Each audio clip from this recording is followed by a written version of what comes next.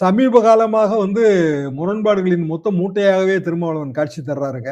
நான் உண்மையிலேயே அவரோட எவ்வளவோ பழகியிருக்கிறேன். ரொம்ப இளைஞராவும் அவர நான் பார்த்திருக்கிறேன். எப்பவுமே கரெக்ட்டா இருப்பாரு.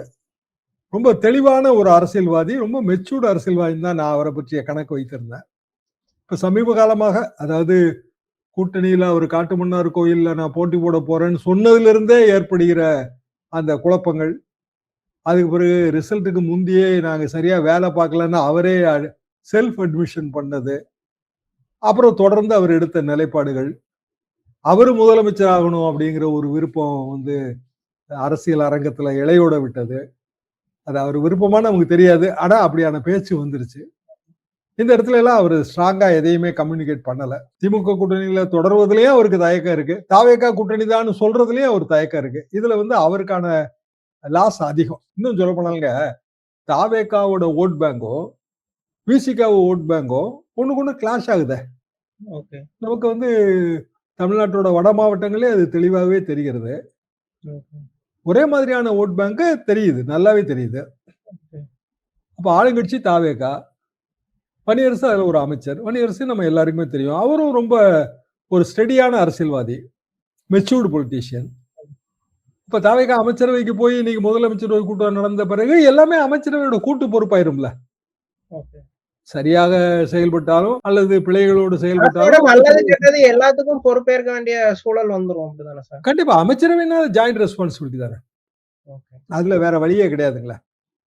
அதாவது காங்கிரஸுக்கும் அதுல பொறுப்பு இருக்கு, விசிகாவுக்கும் பொறுப்பு இருக்கு, ஐஎம்எல்க்கும் பொறுப்பு இருக்கு, தாவேகாவுக்கும் பொறுப்பு இருக்கு. சிபிஐ சிபிஎம் மட்டும் வெளியில இருந்து ஆதரவு கொடுக்குறாங்க. போற போக பார்த்தா அவங்க வெளியில இருந்து ஆதரவு கொடுக்கறத விலக்கிடுவாங்கன்னு தான் நான் நினைக்கிறேன். ஏன்னா சிபிஎம் சுத்தமா இத அவங்க காங்கிரஸ் கட்சியோட இந்த நிலைப்பாட லைக் பண்ண மாதிரி தெரியல. அது போய் ஏற்கனவே கேரளால அவங்க ஒன்றும் பெரிய அளவுக்கு இந்தியா கூட்டணியில எல்லாம் ஈடுபாடோட எல்லாம் அவங்க இல்ல.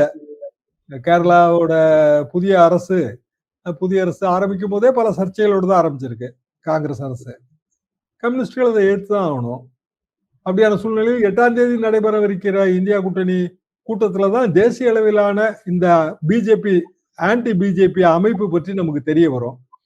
ஆன்டி பிஜேபி அமைப்புல இன்றைய தேதிக்கு திமுக இல்ல சார். அதுதான் என் கேள்வி. இப்போ இந்தியா கூட்டணியில திமுக தொடருதா இல்லையா அப்படிங்கிறது ஒரு சின்ன குழப்பமாவே இருக்கு. அது போக ஒருவேளை திமுக வெளியே வருதுன்னா அது திமுகவுக்கு பெரிய பாதிப்பா இல்ல காங்கிரஸ்க்கு பெரிய பாதிப்பா? திமுக இந்தியா கூட்டணியை விட்டு வெளியில வந்துருச்சுங்க. அவங்கதான் அவங்களோட அறிக்கையில தெளிவுபடுத்திட்டாங்களே. காங்கிரஸ் இருக்கிற கூட்டணியில அவங்க பங்கு பெற முடியாதுன்ட்டாங்க. அப்புறம் காங்கிரஸ் தானே இந்தியா கூட்டணியில அதிகப்படியான எம்பிக்களை வச்சிருக்கிற கட்சி, கிட்டத்தட்ட 100 எம்பிங்க. செகண்ட் டிஎம்சி தேர்டுன்னு நினைக்கிறேன். இல்ல மத்திய இதுல தேர்டுங்க. அதாவது பிஜேபி அதிக எம்பி 240, நெக்ஸ்ட் காங்கிரஸ் 99, அதுக்கு பிறகு டிஎம்சி, அதுக்கு பிறகு டிஎம்கே. இப்படியான வரிசையில டிஎம்கேயும் டிஎம்சியும் பங்கு பெறல அப்படின்னாலே இந்தியா கூட்டணி இல்லைன்னு தான் நம்ம புரிந்து கொள்ள முடியும். ஆமா, பிரேக் ஆயிடுச்சு. இந்தியா கூட்டணி இல்லவே இல்லை. அப்படிதான் நான் இதை புரிந்து கொள்கிறேன். அப்ப இந்தியா கூட்டணி இல்லைன்னா அடுத்த நடவடிக்கை என்ன? ஆன்டி பிஜேபியா அடுத்த நடவடிக்கை என்ன? மாநில கட்சிகள் எல்லாமே சேர்ந்து தங்களுக்குள்ள ஒரு இன்ஃபார்மலா ஒரு அமைப்பு வச்சுக்கலாம். இதுக்கு முந்தைய இருந்திருக்குல்ல, தேசிய முன்னணி அதெல்லாம் இருந்திருக்கு. அப்ப மாநில கட்சிகள் உண்மையிலேயே மத்திய கட்சியோடு கூட்டணி வைக்க வேண்டிய அவசியம் இல்லைங்க. மாநில பிரச்சனைகளே வேற. இப்ப காங்கிரஸ் ஒரு கூட்டணியில இருக்கும்போது மேகதாது பிரச்சனை, கர்நாடக முதலமைச்சர் சிவகுமார் என்ன சொல்றாரு? தமிழ்நாட்டுக்கு இது சம்பந்தம் இல்லைங்கன்றாரு. தமிழ்நாடு ஒரு லோயர் ரைப்பேரியன் ஸ்டேட், கீழ்ப்பாசன மாநிலம். நமக்கு தான் ஃபர்ஸ்ட் ரைட். அது உலகளாவிய பிரின்சிபலுங்க. நீரியல் கோட்பாட்டுல ஒரு நதி நீரை பங்கிட்டுக் கொள்வதற்கு உலகளாவிய கோட்பாடுகள் இருக்கு. அதுல கோட்பாடே என்ன அப்படின்னா கீழ்ப்பாசனத்துக்கு முன்னுரிமைங்கிறதா. காரணம் என்னன்னா, ஒரு நதி அது உற்பத்தி இடங்கிறது ஒரு மலைப்பகுதியில உயர்ந்த பகுதியில இருக்கும். அதோட இயற்கையான போக்குங்கிறது கீழே எங்க ஸ்லோப் இருக்கோ அதை நோக்கி தண்ணி போகுது. இப்போ ஊர்களே நீங்க அதை பார்க்கலாம். குளத்து பாசனம் இருக்கிற ஊர்ல முதல்ல யாருக்கு தண்ணி திறந்து விடுவாங்க அப்படின்னா கடைசி கடமடை விவசாயிகளுக்கு தான் தண்ணி திறந்து விடுவாங்க. மேல இருக்கிற விவசாயிக்கு திறந்து விட்டுட்டோம்னா அவன் மழையை வச்சு அடைச்சாங்கன்னா கீழே போகவே போகாது தண்ணி. இது ரொம்ப சர்வ சாதாரணமான கோட்பாடுங்க. இது பெரிய விளக்கம் எல்லாம் சொல்ல வேண்டிய அவசியமே கிடையாது இதுக்கு. அப்படி இருக்கும்போது எப்படி சிவகுமார் அப்படி சொல்றாரு? சரி, நமக்கான தண்ணி இது வரைக்கும் வந்துட்டு இருக்கு, ரைட்டு, அதிகமாவே வந்திருக்கு. எப்போ? நல்லா மழை பெய்யறப்ப. நதிநீர் கோட்பாடே டிஸ்ட்ரஸ் ஷேரிங் தான். தண்ணி எப்ப இல்லையோ எப்போ பஞ்சம் இருக்கோ அந்த பஞ்ச பகிர்வு தான் அதுல இருக்கிற பிரச்சனை. ஓகே. அப்ப பஞ்ச பகிர்வு வரும்போது மேகதாது அணை கட்டினாங்கன்னா கர்நாடகா தண்ணியை அங்க தேக்கினா இங்க வரவே வராது. அதனாலதான் நம்ம அதை எதிர்க்கிறோம். நமக்கு எதுக்கு உரிமையே இல்லைன்றாரு கர்நாடக முதலமைச்சர். ஆனா அதுக்கு இப்போ தமிழ்நாட்டுல இருந்து ஒரு பெரிய எதிர்ப்பு இல்ல, சிஎம் சைட்ல இருந்தும் அதுக்கான துறை அமைச்சர்ட்ட இருந்து பெரிய எதிர்ப்பு இல்ல. இப்படி இவருங்க சைலண்டா இருக்கும்போது கூட்டணி கட்சிகள் ஆதரவு கொடுக்கும்போது அது ஒரு மாதிரி நெருடலாவோ சிக்கலாவோ தானே உருவாகும். பெரிய நெருடலுங்க. தமிழ்நாடு முதலமைச்சர் விஜய் அவர்களுக்கு இது புரியுதானே எனக்கு சந்தேகமா இருக்கு. சரி, அவர் வந்து ஒரு குறுகிய வட்டத்துக்குள்ள இருக்கிற மாதிரி தான் செய்திகள் வருது. அன்றாட பிரச்சனைகளை அவர் பேசுற மாதிரி தெரியல. அதாவது ஒரு ரெகுலர் பொலிட்டீஷியன் காலையில இருந்து நைட் வரைக்கும் ஏதாவது ஒரு வகையில ஒரு கலந்துரையாடல இருந்துகிட்டே தான் இருப்பாங்க. இங்க வந்து அப்படி இல்ல. இவங்க மரபு ரீதியான அரசியலை உடைக்கிறோம்னு சொல்லி கம்யூனிகேஷன் சேனலையும் உடைச்சிட்டாங்க. கட்சி எப்படி டீல் பண்ணாரோ அதே மாதிரி கவர்மெண்டையும் டீல் பண்ணலாம். அப்படிதான் டீல் பண்றாரு. உண்மையாவே அப்படிதான் டீல் பண்றாரு. அப்போ இந்த பிரச்சனைகளை வந்து அதிகாரிகள் எடுத்து சொன்னாலும் அது முதல்வரோட கவனம் வரைக்கும் போகுதா, அவர் மைண்ட் அப்ளை பண்றாரானே ரொம்ப சந்தேகமா இருக்கு. இப்ப இதை கண்டிக்காம விட்டா பெரிய பிரச்சனை வருங்க. அமைச்சரவை கூட்டு பொறுப்பு. அப்ப காங்கிரஸ் அங்க வந்து ஆட்சியில் இருக்கும்போது அவங்க சொல்லணுங்கிற இயல்பான கோரிக்கை வரும்ல, ராகுல் காந்தி சொல்லணும்ல. ஒரு எம்பியை விட்டு கொடுத்திருக்காரு சக்கரவர்த்தி போய் சொல்லி அங்க கர்நாடக முதலமைச்சர் சொல்லி அவர் ஏற்பாடு பண்ணணும்ல. திமுக கூட்டணியில காங்கிரஸ் இருந்தாலும் இந்த ப்ராப்ளம் தான் வரும். அரசுல பங்கெடுத்தா காங்கிரசுக்கும் பொறுப்பு. அரசுல பங்கெடுக்காம அரசியல் பங்கு மட்டும் இருந்தா அது வெளியில இருந்துட்டு அதுக்கு சால்ஜாப் சொல்லிட்டு இருக்கலாம். இப்போ அரசுல பங்கெடுக்கிற காங்கிரஸ் அமைச்சர்கள் 2 பேரு, 5 எம்எல்ஏக்கு 2 பேரு, ஒரு எம்பி. கண்டிப்பாக அவங்க தான் இந்த இஷ்யூல முதல் ஆளாக நின்று பணியாற்ற வேண்டும். ஆனா அவங்க பணியாற்ற மாதிரி தெரியல. அப்படி பணியாற்றும்படி விஜய் கேட்டுக்கொள்ற மாதிரியும் தெரியல. இல்ல விஜய் தாவேகாவே வந்து இந்தியா கூட்டணியில அங்க வைக்க போகுதுன்னா நிலைமை இன்னும் சிக்கலாகவே. ஆனா விஜய்கிட்ட பாஜக எதிர்ப்பே இல்ல. அவரு எந்த இடத்துலயும் பாஜகங்கிற விஷயத்த பேசவே இல்லை. அவங்கள நம்பி எப்படி இந்தியா கூட்டணி கொண்டு வராங்க? காங்கிரஸோட திங்கிங் பேட்டர்ன் தான் எப்படி இருக்குது? விஜய் என்கிறவருக்குங்க என்ன அரசியல் புரிதல் இருக்க முடியும்? எதுக்கு அவர் எல்லாரும் அவரு ஒரு பிம்ப உயர்வுங்க, அவ்வளவுதான். 30 வருஷமா சினிமா பாலிடிக்ஸ்ல இருந்திருக்காரு. சினிமா பாலிடிக்ஸ்ல இருக்கும் போதே வந்து யாருமே சினிமா பெரிய டாப் ஹீரோஸ் கர்நாடகாவை கண்டுக்கவே மாட்டாங்க. கர்நாடகா கேரளாக்குள்ளே போகவே மாட்டாங்க பாலிடிக்ஸ். வணிக காரணம் ஸ்ரீலங்கன் ப்ராப்ளத்தையும் அவங்க கண்டுக்கவே மாட்டாங்க. அப்போ விஜயோட காவிரி நீர் தாவா சந்தித்த பிரச்சனைகள், 205 டிஎம்சி எப்படி நமக்கு இப்போ சுருங்கி போச்சு, 1991 எப்படி ஜெயலலிதா கூட நடத்துறாங்க, இதெல்லாம் எப்படி தெரியும் அவருக்கு? இல்ல, அதை தெரிந்து கொள்வதற்கான முயற்சி அவர் இது வரைக்கும் என்ன எடுத்திருக்கிறாரு? அவரோட பப்ளிக் ஸ்டாண்ட் என்ன? இதுல எல்லாம் அவர் என்ன பப்ளிக் ஸ்டாண்ட் என்ன? அல்லு சில்லுக்கெல்லாம் பதில் சொல்ல வேண்டியது இல்ல, அது ஒண்ணுதானே. அப்ப காவிரி பிரச்சனையே அல்லு சில்லு பிரச்சனை இவ்வளவுதான் கொண்டு போவாரா? சார், இப்ப அவர் மட்டும் இல்லாம என்டையர் கேபினெட்டே ஒரு இன்எக்ஸ்பீரியன்ஸ் ஆட்களா இருக்காங்க. அவங்களுக்கு அமைச்சர் அனுபவம் மட்டும் இல்ல, அரசியல் அனுபவமே இல்லாதவங்களா இருக்கிறாங்க. இது கிரைசிஸ உருவாக்க வாய்ப்பு இருக்கா? இல்ல, எனக்கு அதுல கூட பெரிய ஆட்சேபணம் இல்லைங்க. அரசியல் அனுபவம் இல்லாம நேரடியாக, அதாவது நிர்வாக அரசியல்ங்கிறது கள அரசியல் வேற, நிர்வாக அரசியல்ங்கிறது வேற. நிர்வாக அரசியல் ரீதியாக அனுபவம் இல்லாம கூட 67 வந்து அண்ணா அமைச்சரவை நாங்க பார்த்திருக்கிறோம். எல்லாமே யங்ஸ்டர்ஸ் தான். ஆனால் அதிகாரிகளோட கைடன்ஸ் இருந்துச்சு. அதிகாரிகளை கேட்கிறவங்களா இருந்தாங்க. இப்ப அண்ணானா அவர் எல்லார்ட்டையும் பேசிட்டே இருப்பாரு. ஊருக்கு வந்தாலும் பேசுவாரு. கலைஞரும் அதே மாதிரி தான், எம்ஜிஆரும் அதே மாதிரி தான். அந்த அரசியல்ல நம்ம கம்யூனிகேஷன் இருந்தா மட்டும்தான் சொல்லவே வருவாங்க, முன் வருவாங்க அதிகாரிகள். இல்லைன்னா அவங்க வந்து நமக்கு எதுக்குன்னு தான் ஒதுங்கிதான் இருப்பாங்க. அந்த இடம் வந்து இந்த அரசாங்கத்தோட பெரிய வீக் பாயிண்டா எனக்கு தெரியுது. அரசாங்கத்தையே ஒரு சில நபர்கள் வந்து அவங்க கட்டுப்பாட்டுக்குள்ள வைத்து இயக்குற மாதிரி தான் நான் நினைக்கிறேன். விஜய் மீறி பவர் சென்டர்ஸ் கிரியேட் ஆயிட்டே இருக்குன்னு சொல்றீங்க. அவர் பவர் சென்டரே இல்லைன்னு சொன்னாரு, ஆனா அங்க பவர் சென்டர் நிறைய இருக்கு. சார், இப்போ விஜய வந்து டிஎம்கே ஹார்ஸா அட்டாக் பண்ணாம இருந்தாங்க. இப்போ இந்த திருச்சி நன்றி அறிவிப்பு கூட்டத்துக்கு அப்புறம் டிஎம்கே வந்து விஜய இறங்கி அடிக்கலாம்னு முடிவு பண்ணிட்டாங்களா? கண்ணா பின்னான்னு விமர்சிக்கிறாங்க. எப்படி பாக்குறீங்க? அப்படிதாங்க. எங்க சட்ட ஒழுங்கு பிரச்சனைகள்ல அது எல்லா காலகட்டத்திலயும் ஆதாய கொலைகள், இந்த மாதிரி கௌரவ கொலைகள் எல்லாம் நம்ம பாக்குறோம். ஆனா அது ஒரு பூதாகரமாக வந்து திமுக ஆட்சிக்கு எதிராக வர்ணிக்கப்பட்டது. ஆல் இண்டியா லெவல்ல நீங்க எடுத்தீங்கன்னா கிரைம் டேட்டால தமிழ்நாடு வந்து எவ்வளவோ சேஃப் ஸ்டேட். கிரைம் டேட்டால நம்ம வந்து பெரிய அளவுக்கான கிரைம் டேட்டா இல்ல. 1 லட்சத்துக்கு இத்தனை அப்படிங்கறதா நம்மளோட கிரைம் டேட்டாவோட அடிப்படை அலகு. இப்ப சமீப காலமா பாத்தீங்கன்னா புதிய அரசு பதவிக்கு வந்த பிறகு எக்கச்சக்கமா கூடிருச்சு. இன்னைக்கு காலையில பெரம்பூர் ரயில்வே ஸ்டேஷன்ல ஒரு தலை சூட் இல்லாத கேஸ்ல தலையில்லாத ஒரு உடல் வருதுங்க. எங்கேருந்து வந்தது என்னன்னு நமக்கு தெரியாது. பெரம்பூருங்கும் போது நார்த் இந்தியால இருந்து கூட வந்திருக்கலாம். எதுக்காக நான் சொல்ல வரேன் அப்படின்னா, ஏதாவது ஒரு வகையில சமூக விரோதிகளுக்கு குளிர் விட்டு போச்சு அப்படின்னா அது ரொம்ப ஆபத்து. பெரிய எந்த அரசுமே வந்த உடனே அதுல ரொம்ப கவனம் செலுத்தும். ஜெயலலிதா காலத்துல நீங்க எடுத்தீங்கன்னா, வந்த உடனே கம்ப்ளீட்டா வந்து சட்ட ஒழுங்கு பிரச்சனையை தான் கையில எடுப்பாங்க. அதுக்கேத்த மாரி அஃபிஷியல்ஸ் போட்டிருப்பாங்க. பழைய டிஜிபி அலெக்சாண்டர் எவ்வளவோ பீரியட் நான் பார்த்திருக்கேங்க இதுல.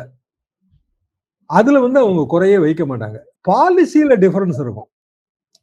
முந்தைய அரசின் கொள்கைகளுக்கும், இந்த அரசின் கொள்கைகளுக்கும் பாலிசியில டிஃபரன்ஸ் இருக்கும்.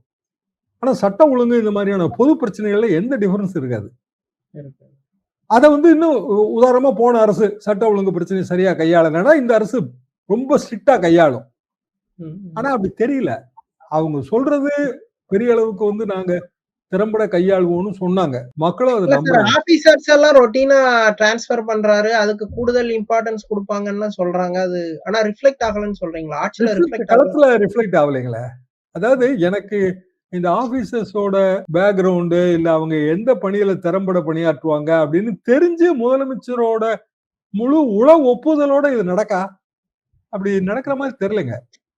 இப்போ மதுரையிலேயே வந்து ஒரு டிரான்ஸ்பர் பார்த்தேன். அதிகாரி ரொம்ப நல்ல அதிகாரி.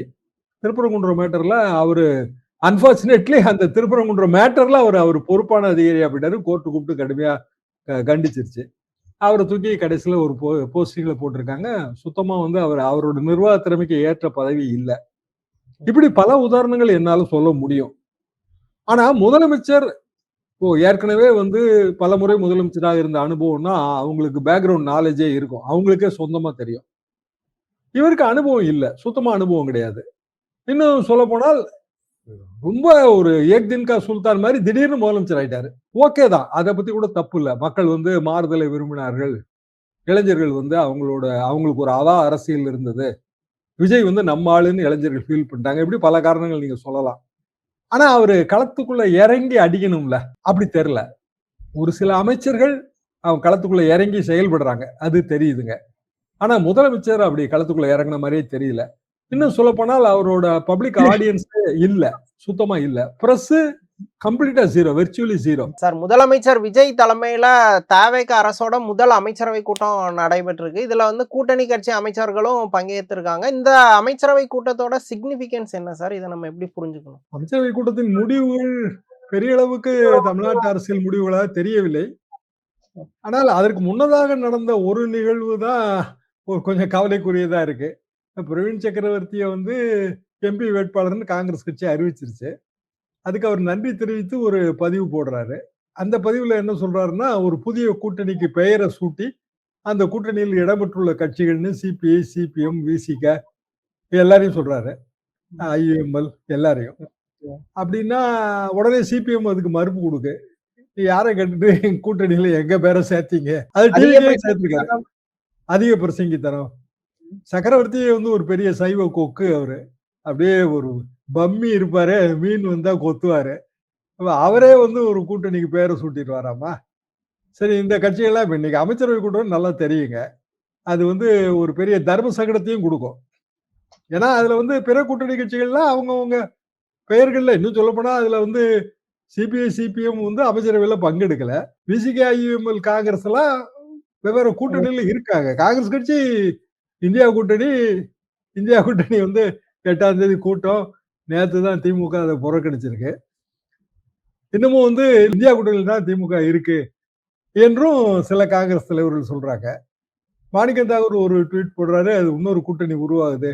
அது ஆர்எஸ்எஸ், பிஜேபி மற்றும் அவர்கள் ஆதரவு பெற்ற கூட்டணி அப்படிங்கிற மாதிரி அவரு ஒரு பதிவு போடுறாரு. அதாவது திமுக, அதிமுக எல்லாம் அதுல ஒன்னா இருக்க போகுதுங்கிற மாதிரி அவர் மீன் பண்றாரு. இவர் என்னடான்னா பிரவீன் சக்கரவர்த்தி இவரே ஒரு புதிய கூட்டணிக்கு பெயர் எல்லாம் சூட்டுறாரு. ஆக அமைச்சரவை கூட்டத்துல எடுக்க போற முடிவுகளை விட கூட இந்த செய்தி பரபரப்பாயிருச்சு.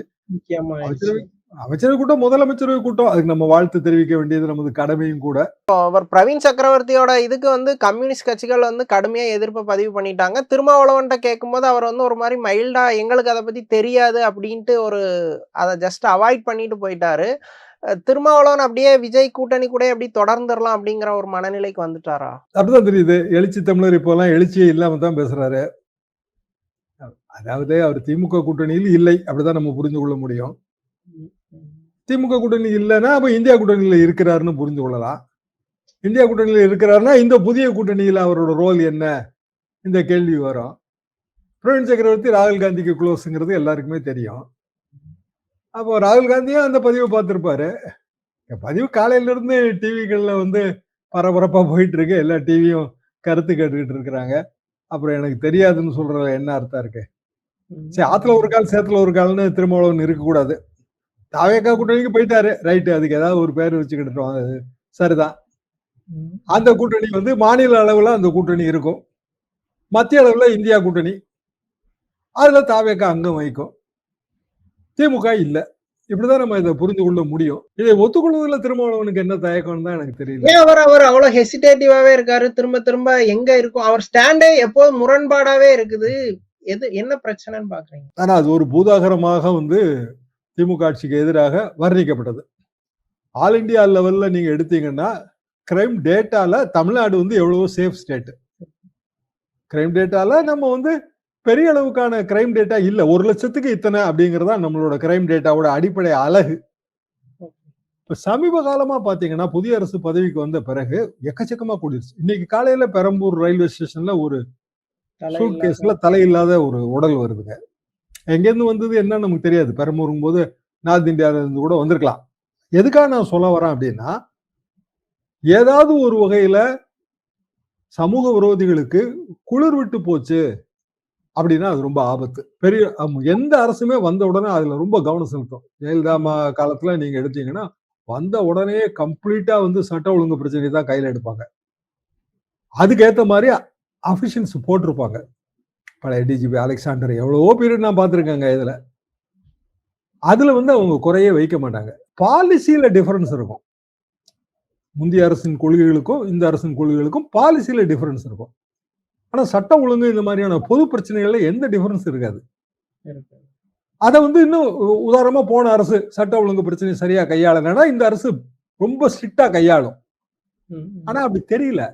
அவங்க சொல்றது பெரிய அளவுக்கு வந்து நாங்க திறம்பட கையாளுவோம்னு சொன்னாங்க. மக்களும் அதை நம்புறாங்க. ஆபீசர்ஸ் எல்லாம் ரொட்டீனா டிரான்ஸ்ஃபர் பண்றாரு. அதுக்கு கூடுதல் இம்பார்ட்டன்ஸ் கொடுப்பாங்கன்னு சொல்றாங்க. அது ஆனா ரிஃப்ளெக்ட் ஆகலன்னு சொல்றீங்களா? ஆட்சியில ரிஃப்ளெக்ட் ஆகலைங்களே. அதாவது எனக்கு இந்த ஆபீசர்ஸோட பேக்ரவுண்டு இல்ல அவங்க எந்த பணியில திறம்பட பணியாற்றுவாங்க அப்படின்னு தெரிஞ்சு முதலமைச்சரோட முழு உள ஒப்புதலோட இது நடக்கா? அப்படி நடக்கிற மாதிரி தெரியலங்க. இப்போ மதுரையிலேயே வந்து ஒரு டிரான்ஸ்பர் பார்த்தேன். அதிகாரி ரொம்ப நல்ல அதிகாரி. திருப்பரங்குன்றம் மேட்டர்ல அவரு அன்பார்ச்சுனேட்லி அந்த திருப்பரங்குன்றம் மேட்டர்ல அவர் பொறுப்பான அதிகாரி அப்படின்னாரு. கோர்ட்டு கூப்பிட்டு கடுமையா கண்டிச்சிருச்சு. அவரை தூக்கி கடைசியில ஒரு போஸ்டிங்ல போட்டிருக்காங்க. சுத்தமா வந்து அவரோட நிர்வாக திறமைக்கு ஏற்ற பதவி இல்ல. இப்படி பல உதாரணங்கள் என்னால சொல்ல முடியும். ஆனா முதலமைச்சர் ஏற்கனவே வந்து பல முறை முதலமைச்சராக இருந்த அனுபவம்னா அவங்களுக்கு பேக்ரவுண்ட் நாலேஜே இருக்கும். அவங்களுக்கே சொந்தமா தெரியும். இவருக்கு அனுபவம் இல்ல. சுத்தமா அனுபவம் கிடையாது. இன்னும் சொல்ல போனால் ரொம்ப ஒரு ஏக் தின் கா சுல்தான் மாதிரி திடீர்னு முதலமைச்சர் ஆயிட்டாரு. ஓகே தான். அதை பத்தி கூட தப்பு இல்ல. மக்கள் வந்து மாறுதலை விரும்பினார்கள். இளைஞர்கள் வந்து அவங்களுக்கு ஒரு அரசியல் இருந்தது. விஜய் வந்து நம்ம ஆளுன்னு இளைஞர்கள் ஃபீல் பண்ணிட்டாங்க. இப்படி பல காரணங்கள் நீங்க சொல்லலாம். ஆனா அவரு களத்துக்குள்ள இறங்கி அடிக்கணும்ல, அப்படி தெரியல. ஒரு சில அமைச்சர்கள் அவங்க களத்துக்குள்ள இறங்கி செயல்படுறாங்க. அது தெரியுதுங்க. ஆனா முதலமைச்சர் அப்படி களத்துக்குள்ள இறங்கின மாதிரியே தெரியல. இன்னும் சொல்ல போனால் அவரோட பப்ளிக் ஆடியன்ஸ் இல்ல, சுத்தமா இல்ல. பிரஸ் கம்ப்ளீட்டா ஜீரோ, வெர்ச்சுவலி ஜீரோ. அவர் ஒரு 10 to 6 ஜாப டீல் பண்ண மாதிரி பண்ணிட்டு இருக்காரு. அது ஏன்னே தெரியலங்க. நீங்க பிரஸ் வந்து வெர்ச்சுவலா ஆஃப் பண்ணீங்கன்னா, சந்திக்க மறுத்தீங்கன்னா உங்களுக்கு கம்யூனிகேஷனே வராது. இப்ப ஜெயலலிதா காலத்துலங்க அதிகப்படியான பிரஸ் மீட் நடத்த மாட்டாங்க. ஆனா அவங்க செலக்டடா ஒரு 10 பேர் 20 பேரை வச்சிருப்பாங்க. நானே அவங்களோட 6 தொலைபேசி எண் உண்டுங்க. 6ல 1 வந்து எனக்கு அசைன்டு. அதுல பேசிட்டு தான் இருப்பாங்க. ரெகுலரா பேசுவாங்க. கலைஞர் அவரே டயல் பண்ணி பேசிடுவாருங்க. அவர் காலையில 4 மணிக்கு முடிச்சிருவாரு. நீங்க 6 மணிக்கு நம்ம வீட்டுல பெல் அடிச்சா அது கலைஞர் பெல்லுன்னு நம்ம கண்டிப்பா புரிஞ்சுக்கலாங்க. 6 o'clock மார்னிங். அப்போ இதுதானுங்க டயல் போன் தான். அவரே அடிச்சிருவாரு.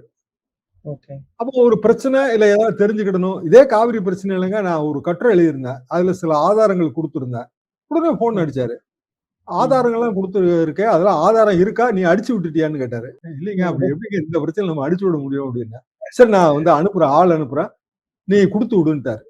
அப்புறம் ம். அதெல்லாம் ம். சின்ன சின்ன குறு நூல்கள்ங்க. ஏதோ ஏதோ ஒரு காலகட்டத்துல அது வெளியிடப்பட்டிருக்கு. நான் வந்து அத எடுத்து வச்சிருக்கிறேன். அப்புறம் ஓகே. எல்லாத்துக்கும் உட்கார்ந்து ஜெராக்ஸ் போட்டுட்டு, ஒரிஜினல் நூல அவரு குடுத்து விட்டேன். ஏன்னா ஜெராக்ஸா குடுத்து விட்டா கூட அவரு கேள்வி கேட்பாரு. ஓகே. ஒரிஜினல குடுத்து விட்டேன். எதுக்குன்னா, அவரு அந்த அளவுக்கு ஃபாலோ பண்ணுவாரு. ஓகே. திடீர்னு ஒரு கட்டுரை நேரடியாவே. அவருக்கு அந்த அந்த அளவுக்கு அவருக்கு ஃபீல்ட் நாலேட்ஜும் உண்டுங்க. ஓகே. இவருக்கு ஃபீல்ட் நாலேட்ஜ் இல்ல. அது தவறுன்னு நான் சொல்லக்கூட இல்ல. ம். எல்லாரும் ம். நாலேட்ஜோட தான் வரணும்னு என்ன கட்டாயம் இருக்கு? இல்ல கத்துக்கறதுக்கு முயற்சி பண்றாங்களாங்கிற ஒரு முக்கியம். எம்.பி.ஏ ஒருத்தர் இருக்காருங்க. அவரு கம்பெனில போய் வேலைக்கு சேர்றாரு. அந்த கம்பெனி ம். பத்தி தெரியணும்னு அவசியம் இல்ல. நிர்வாகத்துல புலியா இருந்தா போதும். விஜய் வந்து அதுலயும் இல்ல. அப்ப போக ம். போக அதிகாரிகள் என்ன ஆவாங்கன்னா, சரி முதலமைச்சரே இவ்வளவுதான். அப்ப நம்ம வந்து நம்ம இஷ்டத்துக்கு போவோம் அப்படிங்கிற முடிவு எடுப்பாங்க. ரெஸ்பான்சிபிலிட்டி எடுக்க மாட்டாங்க. இதெல்லாம் தொடர்ந்து நம்ம பார்த்த விஷயம் தான். அப்போ விஜய் வந்து தனது அரசியல் பாணிய ரொம்ப மாத்திக்கிடணுங்க. இன்னும் பெரிய அளவுக்கு அவர் இன்டராக்ட் பண்ணணும். அப்படியான இன்டராக்ஷன் இருக்கிற மாதிரி பிரஸ் சைட்ல சுத்தமா இல்ல. அது நல்லாவே தெரியுது. அதையும் அவர் ரொம்ப மாத்தணும்னு தான் நான் நினைக்கிறேன். சார் இப்போ விஜய் வந்து ஒரு ரெகுலர் பொலிட்டீஷியனா இல்லாம ஒரு வேற ஸ்டைல்ல இருக்கிறாரு. அது போக ஒரு கவர்ச்சியின் காரணமா ஆட்சிக்கு வந்திருக்காரு. இப்ப அவர வந்து இப்போ உதயநிதிய வச்சு டீல் பண்ணிற முடியுமா? டிஎம்கேக்கு வந்து ஒரு இந்த வரக்கூடிய அரசியல் பாதை ரொம்ப டஃப்பா இருக்குமா? நீங்க எப்படி பார்க்குறீங்க? திமுகவுக்கு டஃப்பா தாங்க இருக்கும். அவங்க நினைக்கிற மாரி அது கேக் வாக் கிடையாது. என்ன காரணம் அப்டின்னா, திமுக என்ன சொன்னாலும் அத ஏற்றுக்கொள்ளாத ஒரு பெரிய வாக்கு வங்கி உருவாயிருக்கு. அவங்க வாக்காளர்கள். அது ஒரு தனியான ஒரு வாக்கு வங்கியா தெரியுது. 40 வயச ஒட்டுன வாக்கு வங்கியா தெரியுது. எஸ்டாபிலிஷ்ட் பொலிட்டிக்கல் பார்ட்டி பேர்ல அவங்களுக்கு நம்பிக்கையே இல்ல. விஜய் என்ன அவங்க சொன்னாலும் நம்புறாங்க. அதனால வந்து மாற்று சக்தியாக அவங்க நினைக்கிற விஜய் என்ன சொன்னாலும் நம்புறாங்க. இப்ப அவங்கள வந்து நீங்க திருப்பி ரெகுலர் பொலிட்டிக்கல் மெயின் ஸ்ட்ரீம்குள்ள கொண்டு வரதுக்கு படாத பாடு படணும். திமுக அந்த ஸ்டெப்ஸ் எடுத்து வைக்குது. அதிமுகவுக்கும் அதே பிரச்சனை இருக்கு. ஆனால் அதுக்கு இடையில தமிழ்நாடு ரொம்ப சஃபர் ஆயிருமோன்னு எனக்கு தோணுது. ஏன்னா சில விஷயங்கள திருத்தவே முடியாதுங்க நம்ம. இப்ப ஜல்ஜீவன் 2ல கையெழுத்து போட்டிருக்காங்க. அடுத்த 6 மாதத்துல வந்து உங்களுக்கு கிராம அளவுல வந்து குடிநீர் நீரோட விலை ஏறிரும். இப்ப நெறைய பெரிய அளவுக்கு பணம் நம்ம செலவு பண்ண வேண்டியது வரும். கிராமங்கள் தோறும் வந்து நேரடியாக பைப்டு வாட்டர் தான் ஸ்கீம்ங்க. ஜல்ஜீவன் 1லயே நமக்கு நெறைய பிரச்சனை இருந்தது. அதனால தான் 2 வந்து நம்ம கையெழுத்து போடாமலே வச்சிருந்தோம். சென்ட்ரல் கவர்ன்மெண்ட் ஃபண்டிங் அதுல சரி கிடையாது. ஓகே. நம்மளோட ஃபண்டிங் ரொம்ப ஜாஸ்தியா தேவைப்படும். அப்போ வந்து ஊர்ல, கிராமங்கள்ல வீட்டுக்கு குழாய் வீட்டுக்கு குழாய் வந்து தேவையாங்கிறதெல்லாம் பல கேள்வி இருக்கு. ஏன்னா, ஏற்கனவே நம்ம தெருவுல 4 குழாய் போட்டு வச்சிருக்கோங்க. ஊர்ல வந்து நீர்நிலை தொட்டி இருக்கு. அந்த அது தொட்டியில இருந்து தண்ணி வருது. தண்ணிய இப்ப எங்க தெருவுல புடிச்சுக்கிறதுக்கு 5 இணைப்பு இருக்கு. ம். நான் வந்து ம். எனக்கு குடி தண்ணீர் வேணுங்கும்போது, அது குறிப்பிட்ட நேரம் தான் விடுவாங்க. அதுல போய் யாராவது ஒருத்தர் போய் வீட்ல இருந்து புடிச்சுட்டு வந்துருவாங்க. ரொம்ப சிம்பிள் தாங்க. வீட்ல இருந்து ஒரு 25 அடி நடந்தா குடி தண்ணீர் புடிச்சுட்டு வந்துரலாம். ஆனா ஃப்ரீ அது. ஓகே. நான் ஒட்டுமொத்தமா என்னோட சொத்து வரி கட்டுறேன் பார்த்தீங்களா? அதிலயே அது ம். எல்லாமே அடக்கம். ஒரு குடிநீருக்குன்னு ஒரு சின்ன அமௌண்ட் வந்து போடுவாங்க. கிராம பஞ்சாயத்துல போடுவாங்க. இப்போ நீங்க பைப்டு வாட்டர் குடுத்துட்டு, வாட்டர் நான் யூஸ் பண்ற அளவுக்கு நீங்க வரின்னு போட ஆரம்பிச்சீங்க அப்டின்னா, எங்களுக்கு இடிக்கும். ஏன்னா நாங்க போர் வாட்டர வச்சு எல்லாத்துக்கும் பயன்படுத்திருவோம். பைப்டு வாட்டர் குடுத்தீங்கன்னா, போர் வாட்டர் பயன்பாடு வீட்ல குறையும். பைப் ஈஸியா தெரியும் அவங்களுக்கு. ஓகே. ஆனா ஒட்டுமொத்தத்துல நமக்கு லிவிங் காஸ்ட் கூடிரும். கிராமத்துல லிவிங் காஸ்ட் கூடிரும். இப்படியான ஓகே. பல பிரச்சனைகள மனசுல வச்சு தான் அதுல நம்ம கையெழுத்து போடுறதெல்லாம் நமக்கு யோசிச்சு போடலாம். வேண்டான்னு சொல்லல. யோசிச்சு போடலாம்னு வச்சிருந்தோம். இவங்க டக்குனு அவசரமா போட்டு வச்சிருக்காங்க. இப்படி ஓகே. இதெல்லாம் வந்து இனிமேல் நிவர்த்தியே பண்ண முடியாதுங்க. இனி இத ஓகே. நோக்கி தான் இது ஓடி ஆகணும். இப்படி ம். நிவர்த்தியே பண்ண முடியாத சிக்கல்கள்ல போய் தமிழ்நாடு வந்து சங்கடப்பட்டுருமோ அப்படின்னு நான் நினைக்கிறேன். ஷார்ட் டைம்ல எதுவும் பெரிய டேமேஜ் பண்ண வாய்ப்பு இருக்கு. ஒரு வருஷத்துல டேமேஜ் ஆயிரும். ஒரு வருஷம் கழிச்சு நமக்கு வந்து டேமேஜோட அளவு புரியும். ஆனா அந்த டேமேஜ நம்மளால சரி பண்ண முடியாது. சார் இப்போ அண்ணாமலை தனி கட்சிங்கிறதும் ஒரு முக்கிய பிரச்சனையா ஓடிட்டு இருக்கு. அவரு பிஜேபி இன்னைக்கு அவர ரிலீவ் பண்ணிட்டாங்க. அது தமிழ்நாட்டுல பெரிய இம்பாக்ட் குடுக்குமா? உண்மையிலே தனி கட்சி தொடங்குறது தான் அவரோட பாதையா? பிஜேபி அவர ரிலீவ் பண்ணியிருக்காங்க. ஆனா அது பிரைமரி மெம்பர்ஷிப்ல இருந்துன்னு அவரு அருண் சிங்கோட அறிக்கை சொல்லுது. பிரைமரி மெம்பரா ஒருத்தர் எதுல இருக்கிறாருன்னா, அவரோட மாநில கட்சியில தான் இருக்கிறாரு. மாநில கட்சி தான் அவர பிரைமரி மெம்பர்ஷிப்ல இருந்து தூக்க முடியும். சென்ட்ரல் பார்ட்டி எப்படி தூக்க முடியும்னு எனக்கு புரியல. அவரு தேசிய கட்சி தேசிய கட்சிக்குன்னு உறுப்பினர் கிடையாதுல்லங்க. தமிழ்நாடு கிளைக்கு தானே நீங்க உறுப்பினர். அடிப்படை உறுப்பினர் எங்க இருப்பீங்க நீங்க? ஓகே. அப்ப அத வந்து அண்ணா இவரு நயினா நாகேந்திரன் தான் ரிலீவ் பண்ணணும்னு நயினார் சொல்றீங்க. நாகேந்திரனுக்கு தான் அவர் குடுத்திருக்கணும். அவரு தேசிய தலைமையிட்ட கொண்டு குடுத்ததே தப்பு. தேசிய தலைமை அதை வந்து மாநில தலைமைக்கு ஃபார்வர்ட் பண்ணி அவங்களை ரிலீவ் பண்ண சொல்லியிருக்கணும். அதான் சரியான ப்ரொசீஜரா இருக்க முடியும். இவர் தேசிய பொதுக்குழு, தேசிய செயற்குழு உறுப்பினர்னா தேசிய தலைமை ரிலீவ் பண்ணலாங்க. பிரைமரி மெம்பர்ஷிப்னு அது தெளிவா சொல்லியிருக்காங்க அந்த கடிதத்துல. அப்ப அடிப்படை உறுப்பினர். இப்ப நீங்க அதிமுக கிளை உறுப்பினர் அப்படின்னா அடிப்படை உறுப்பினர் எங்க வச்சிருப்பீங்க? உங்க ஊர் கிளையில் தானே வச்சிருப்பீங்க. பார்ட்டியோட இதுல வந்து இருக்க மாட்டீங்கல்ல. அது ஏன் அப்படியான ஒரு அறிக்கை அருண் சிங் கொடுத்திருக்காருன்னு எனக்கு அது புரியல. அண்ணாமலை இப்ப பிஜேபியில இல்ல. அண்ணாமலை பெரிய அசகாய சூரர் அப்படின்னா அவரை 5 வருஷமா தாங்க தெரியும் நமக்கு. 5 வருஷத்துல அண்ணாமலையை வளர்க்கறதுக்கு பிஜேபி வேலையே பார்க்கலையா? தேசிய தலைமை வேலை பார்க்கலையா? அமித்ஷா வேலை பார்க்கலையா? இல்ல மோடி வேலை பார்க்கலையா? கட்டமைப்பு இருந்ததுனாலதான் அவரால தன்னை பூஸ்ட் பண்ணிக்க முடிஞ்சது. ஒரு மீடியாவை அட்டென்ஷன் எடுக்க முடியும். எவ்வளவு ரூபாய் செலவழிச்சாங்க? அண்ணாமலையோட யாத்திரைக்கு எவ்வளவு செலவாச்சு? அது ஒரு 100-150 கோடி ரூபாய் இருக்குங்க. மொத்தம் அண்ணாமலையை ப்ரொமோட் பண்றதுக்கான செலவு. அண்ணாமலையே அப்படி சுயம்புவா தோன்றி அவரே வந்து உச்சம் பெற்றாரா? விஜயாச்சும் சுயம்புவா தோன்றிருக்காருன்னு வச்சுக்கலாங்க. அவங்க ஃபாதர் ஹெல்ப் பண்ணிருப்பாரு.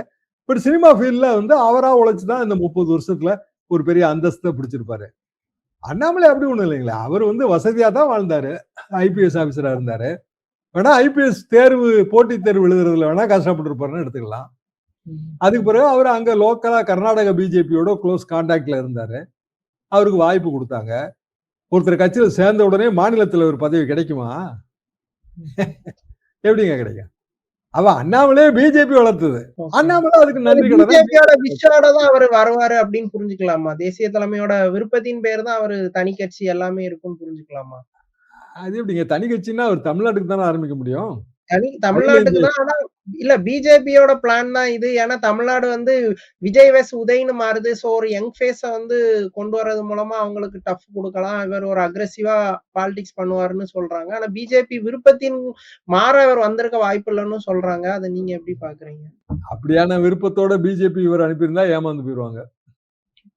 ஏன்னா அண்ணாமலை வந்து கழுவுற மீன்ல நழுவுற மீன் தான் நான் எப்போதுமே கணக்கு போடுவேன்.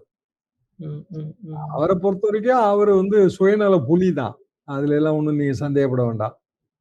பிஜேபி அஜெண்டாவை தான் அவர் முதல்ல பிரதிபலிச்சாரு மைக்கேல்பட்டியில. தனி கட்சின்னு ஆரம்பிச்சா தமிழ்நாடு பிரச்சனையை தாங்க பேச முடியும்.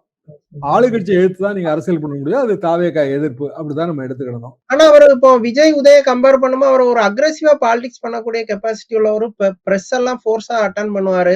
அது இவங்க 2 பேருக்குமே ஒரு பிரஷர் அமைய வாய்ப்பு இருக்குதானே சார்? இந்த முதல்லயே வந்து அவரு சறுக்குறாரு. சமூக ஊடகங்கள் வாயிலா அவர் எங்க பத்திரிகையை சந்திக்கிறாரு. கட்சி ஆரம்பிச்சா என்னங்க பண்ணுவாங்க? எல்லாரும் பத்திரிகையாளர்கள் கூட்டி வச்சு பேசுவாங்கல்ல. அவரு யாரு மைக்க நிட்டுனாலும் பேசிட்டு இருந்தவர் தானே. இவ்வளவு பெரிய முடிவு அவர் 5 வருஷமா வளர்த்த கட்சியில இருந்து அவர் கட்சியை தூக்கி எறிஞ்சிட்டு தான் வர்றாரு.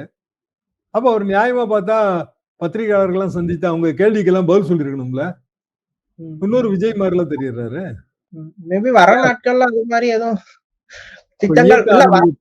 இயக்கம் ஆரம்பிக்க போறதா பேச்சு. இயக்கம் எல்லாம் ஆரம்பிச்சா வந்து தமிழ்நாட்டுல சீட்டு இல்ல, டிவி டிபேட்ல கூட சீட்டு கிடையாது. என்ன அவங்களை எதுல வைக்க சொல்லுங்க? நீங்க இயக்க ஆரம்பிச்சிட்டீங்க, நீங்க கட்சியில வந்து தலைவரா இருக்கீங்க. கட்சியில தலைவரா இருந்தா உங்க சார்பா பேசுறதுக்கு 2 பேர் ஸ்போக்ஸ் பர்சன் இருப்பாங்க. டிவில ஏதாவது ஒரு சப்ஜெக்ட் வரும்போது உங்களை கூப்பிட முடியும், விவாத மேடையில கூப்பிட முடியும். இயக்கத்துக்கு எப்படி கூப்பிட? இயக்கத்துக்கு ரோல் எல்லாம் போயிடும். ரோல் எப்பவுமே கிடையாது இல்லைங்க. இயக்கம் தான் வந்து தமிழ்நாட்டுல தடிக்கி விழுந்தா இயக்கம் தானேங்க. இயக்கம் இல்லாம எங்க இருக்கு? எல்லாமே சமூக இயக்கங்கள் தானே. சமூக இயக்கங்களா ஆரம்பிச்சு வன்னியர் சங்கம் பாமகவா மாறிச்சு. இல்ல வந்து பொதுப்படையான பிரச்சனைகளுக்கான இயக்கம், அறப்போர் இயக்கம், சுற்றுச்சூழல் பாதுகாப்பு எத்தனையோ இயக்கம் இருக்கு. அப்ப இயக்கங்கிறது அர்த்தமே கிடையாதுங்களா. இவர் அரசியல்வாதி ஆயிட்டாரு இல்லைங்க. அரசியல்வாதி ஆகி தேர்தல் எல்லாம் போட்டி போட்டாச்சு, வெற்றி வாய்ப்பை இழந்தாரு. அதை பத்தி ஒன்றும் பிரச்சனை கிடையாது. இனி பேக் டு இயக்கம் போக முடியாதுல்ல. இருந்தா ஒரு பொலிட்டீஷியனா இருந்தாதான் அவருக்கு ஒரு ரிலவென்ட் ஃபெலோவா இருக்க முடியும். பொலிட்டீஷியனா இருந்தா தான் 4 பேர் சுத்தி வருவான். இயக்கத்துக்காக செலவு பண்றதுக்கெல்லாம் யாரும் தயார் கிடையாது. அரசியல் ஆசை இருக்கிறவன் இயக்கத்துக்கு எப்படி செலவு பண்ணுவான்? சார், அண்ணாமலை வந்து கட்சி தொடங்குறதா அபிஷியலாவே அனௌன்ஸ் பண்ணிட்டாரு. ஆனா எப்போ என்னங்கறத முழுசா சொல்லுவாருன்னு நினைக்கிறேன். சோ அவரோட முடிவை நீங்க எப்படி பாக்குறீங்க? அண்ணாமலை கட்சி தொடங்குனா கட்சி என்ன பேர் இருந்தாங்க எல்லாரும் கேட்பாங்க. ஒரு வீட்டுல புள்ள பிறந்துருச்சுன்னா நீங்க என்ன கேள்வி கேட்பீங்க? முதல்ல பாப்பாக்கு என்ன பேர் வைக்க போறீங்கன்னு கேட்பீங்களா? கேட்க மாட்டீங்களா? அப்ப இன்னும் அவர் அந்த முடிவெல்லாம் எடுக்கல, சரியா எடுக்கல. பத்திரிகையாளர்களை சந்திச்சு அந்த முடிவை பத்தி சொல்லல. ஆனா வரக்கூடிய தேர்தல் போட்டிங்கிறத உறுதியா பொது சொல்லிட்டாரு. தேர்தலில் போட்டின்னு இருக்காரு. பொது தேர்தல்னா விஜய்லாம் வந்து பாராளுமன்ற பொது தேர்தலில் போட்டி இல்ல, சட்டமன்றத்துல போட்டி, வந்தா ராஜாவை தான் வருவேன்ட்டாரு. 2024 அவருக்கு எம்பி தேர்தல் வந்துச்சுல, அங்க எங்க போட்டி போட்டாரு? 26 தான் போட்டி போட்டாரு. அப்படின்னா அண்ணாமலை வந்து அடுத்த சட்டமன்ற பொது தேர்தல் வரைக்கும் வெயிட் பண்ணுவாரா? இல்ல 29 பாராளுமன்ற தேர்தலில் போட்டி போடுவாரா? இவ்வளவு கேள்வி அதுல இருக்கு. சரி, பிஜேபி விட்டு வெளியில வந்துட்டாருங்க, ரைட்டு. அப்படின்னா அவர் கட்சியை ஆரம்பிக்க போறாருன்னு வச்சுங்க, அதை பத்தி ஓகே தான். எத்தனையோ கட்சி இருக்கு, கட்சி ஆரம்பிக்க கூடாதுன்னு யாரும் சொல்லக்கூடாது. கட்சியோட கொள்கைகள்லாம் சொல்லணும்ல, கொள்கை, ப்ரோக்ராமு, எப்படி இந்துத்துவ ஓரியன்டா இருக்குமா, பிஜேபியோட பி டீமா மாறுவாரா, இவ்வளவு கேள்விகளுக்கு அவரிடமிருந்து பதிலை நம்ம போக போக எதிர்பார்ப்போம். அவ்வளவுதான். ஓகே, இந்துத்துவ மாடல்ல போனா தமிழ்நாட்டுல கண்டிப்பா எதுவும் பண்ண முடியாது, அதை உறுதியா சொல்லிக்கலாம். எல்லாருக்கும் தெரிஞ்ச விஷயம் தான் அது.